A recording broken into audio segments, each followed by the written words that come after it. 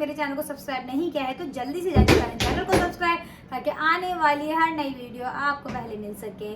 तो आज का जो मेरा टॉपिक है वो है कॉन्स्टिपेशन। ठीक है, अब इसके लिए आपको ना बाहर की गंदी हवा की ज़रूरत पड़ेगी, ना आपको इसके लिए पेस्टिसाइड फूड खाने की ज़रूरत पड़ेगी। आप दुनिया के किसी भी कोने में रह रहे हो और अगर आपको कॉन्स्टिपेशन की का प्रॉब्लम है तो ये एक बहुत ही ख़राब बात है। क्यों? क्योंकि आप टॉक्सिन ले रहे हैं। कैसे?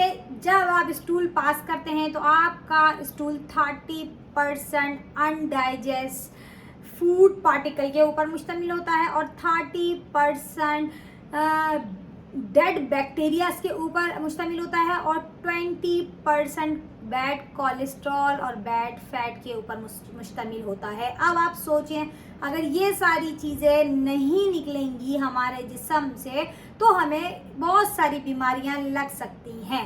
तो कॉन्स्टिपेशन आज मैं बताऊंगी कि इस वीडियो में मैं आपको यही बताऊंगी कि किस तरीके से आपने कुछ स्ट्रेटजीज अपनानी है जिससे आपकी कॉन्स्टिपेशन ठीक हो जाएगी और ये चीज़ होती क्यों है ये भी बताऊंगी।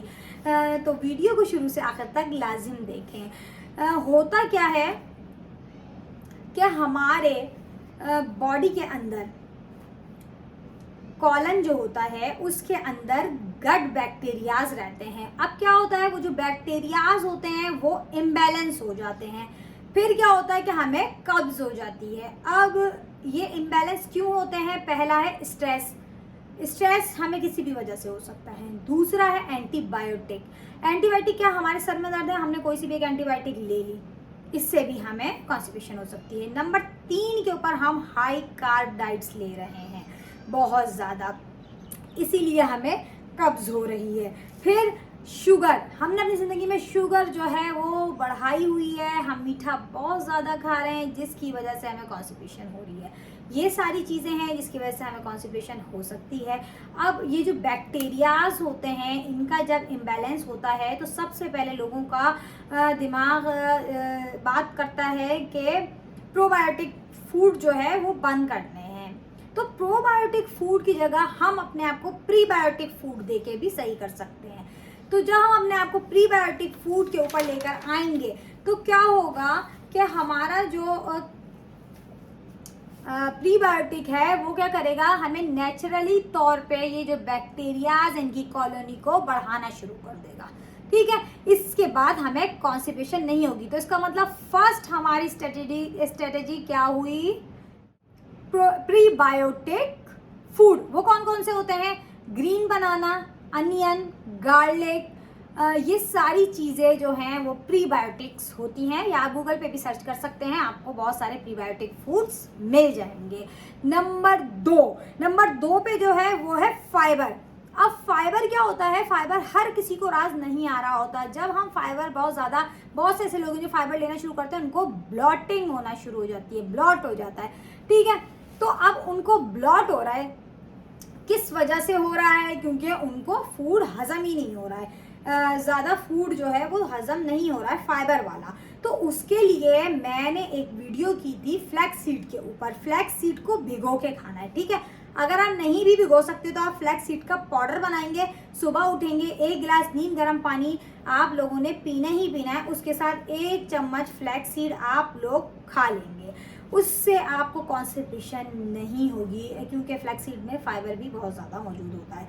फिर नंबर 3 पे हम आएंगे डेयरी प्रोडक्ट। इसके लिए एक वीडियो कुछ दिन पहले मैंने डाली है, आपने वो देखनी है। डेयरी प्रोडक्ट बंद करनी है, मतलब दूध बंद करना है। अब आप कहेंगे दूध पीने से तो आपको कॉन्स्टिपेशन ठीक हो जाती है, तो 1 हफ्ता मेरे कहने से दूध पीना बंद कर दें, उसके बाद मुझे कमेंट्स में जाके बताएं आपकी कॉन्स्टिपेशन ठीक हुई है या नहीं हुई। नंबर 4 पे क्या है कि आपने ऐड करना है अपने डाइट के अंदर मोर फैट, ज़्यादा फैट लेना है। क्यों? यूरोप में एक न्यूट्रिशन क्लिनिक के अंदर उन्होंने 11 लोगों के ऊपर रिसर्च करी। ठीक है, क्या करा, उनको हाई फैट डाइट के ऊपर डाल दिया 11 दिन तक। तो क्या देखा कि उन लोगों को कॉन्स्टिपेशन ख़त्म हो गई। उनको क्या करवाया, नंबर 1 कीटो डाइट, उनको कीटो डाइट करवाई, उनको कोकोनट ऑयल के ऊपर लेकर आया, MCT ऑयल देना शुरू करा उन लोगों को। फिर उसके बाद उन लोगों को लो कार्बोहाइड्रेट डाइट के ऊपर लेकर आए।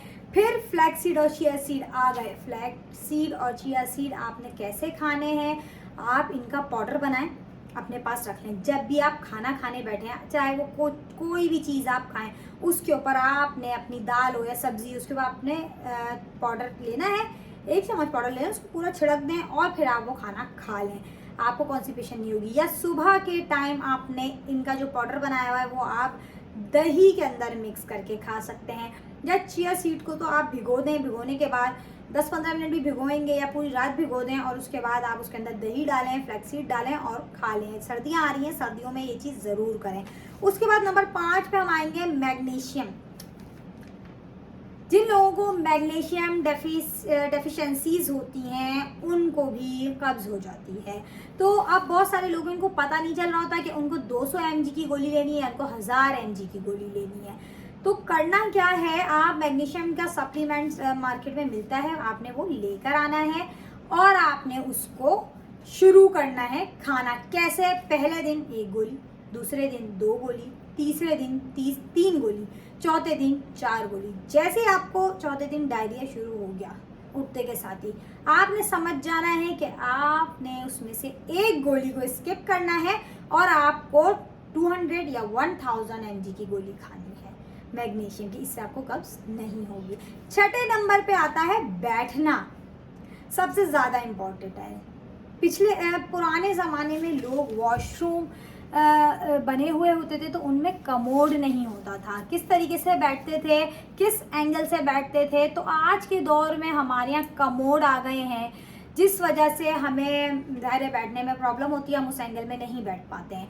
तो करना क्या है, जिन जिन लोगों के घर में कमोड है, उनको कब्ज़ हो जाती है, तो उन्होंने एक पीढ़ी ले लेनी है। पंजाबी में उसको पीढ़ी कहते हैं, कुछ लोग पठरा कहते हैं। वो ले लें। जब आप जाके कमोड पे स्टूल पास करने के लिए बैठेंगे तो आप पैरों के नीचे वो पीढ़ी रख लेनी है।